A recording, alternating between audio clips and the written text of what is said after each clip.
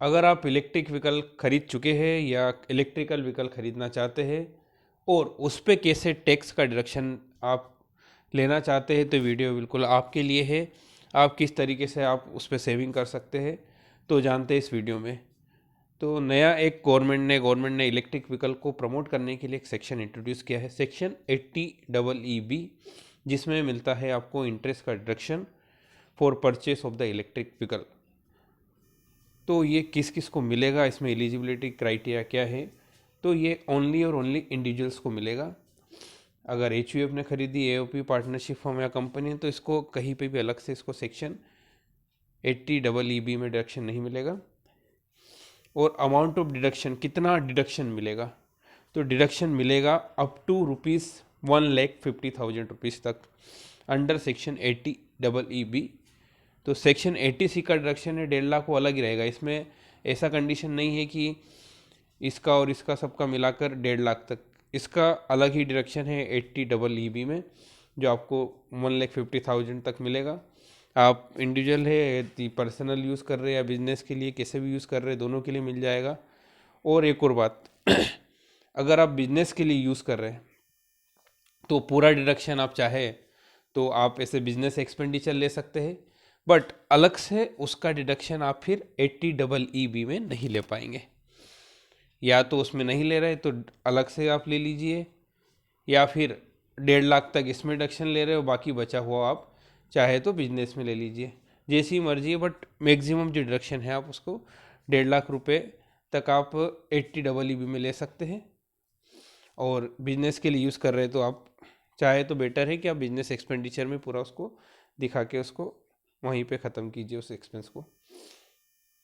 इसके अलावा आपको क्या क्या डॉक्यूमेंट्स रखना चाहिए जब आप रिटर्न फाइल कर रहे हो और बाद में फ्यूचर के लिए भी, तो आपके पास इंटरेस्ट पेड सर्टिफिकेट होना चाहिए कि आपने उस पर इंटरेस्ट पे किया है, और लोन से रिलेटेड डॉक्यूमेंट, उसका सेंक्शन लेटर, इसके अलावा टैक्स की इनवॉइस, ये सारे डॉक्यूमेंट्स आप संभाल के रखिए जब भी ज़रूरत पड़े ताकि उसको काम आए। तो you should keep all this documents at the time of filing your return. अब कंडीशंस फॉर क्लेमिंग डिडक्शन, क्या क्या कंडीशन पूरा होना चाहिए जब ये लोन आप लेंगे, आप जब ये डिडक्शन लेंगे तो आपको क्या क्या कंडीशन फुलफिल करना है। The loan must be taken from a financial institution और a banking financial company for buying electric vehicle. तो लोन जो है फाइनेंशियल इंस्टीट्यूशन से, जैसे बैंक या इनसे लेना है आपको, और नॉन बैंकिंग NBFC से लेना है आपको, तो ही इसका डिडक्शन मिलेगा। आपने मान लीजिए किसी फ्रेंड से लोन लिया है, उसको इंटरेस्ट पे किया है, तो इसका डिडक्शन नहीं मिलेगा। तो loan must be from the financial institution और a non banking financial company.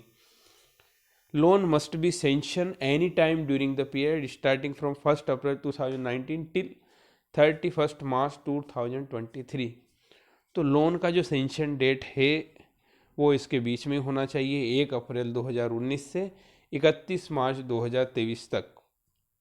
इसके बीच में है तो मिलेगा। अगर 1 अप्रैल 2019 से पहले लोन लिया था उसका कोई भी डिडक्शन नहीं मिलेगा। और इलेक्ट्रिक व्हीकल की यहाँ पे डेफिनेशन दी हुई है, तो इलेक्ट्रिक व्हीकल की डेफिनेशन में आना चाहिए इलेक्ट्रिक मोटर से ही चलना चाहिए।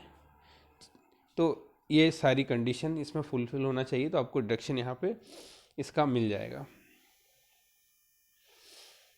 अब देख लेते हैं इसमें कुछ क्वेश्चन आंसर, आपके जो डाउट्स हो सकते हैं मैंने यहाँ पे कवर किए कि क्या क्या आपके डाउट हो सकते हैं। तो फर्स्ट लेते हैं, इस deduction under section 80EEB is available for 4 wheeled vehicles and for 2 wheeled vehicles both. आपको डाउट हो सकता है कि 2 व्हीलर पे मिलेगा या 4 व्हीलर पे मिलेगा, तो ये इसमें क्लियर है, कहीं पे भी कोई दिक्कत नहीं है। आप कुछ भी खरीदिए आपको दोनों के लिए मिल जाएगा, कहीं पे भी कोई प्रॉब्लम नहीं है। आप next, is deduction available to NR। मैं एक नॉन रेसिडेंट हूँ, मैंने इलेक्ट्रिकल व्हीकल लिया है, तो क्या मुझे इसका डिडक्शन मिल जाएगा?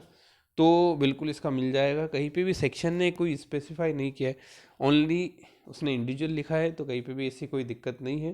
तो ये दोनों को मिल जाएगा, रेसिडेंट है या नॉन रेसिडेंट, दोनों को इसका बेनिफिट मिल जाएगा।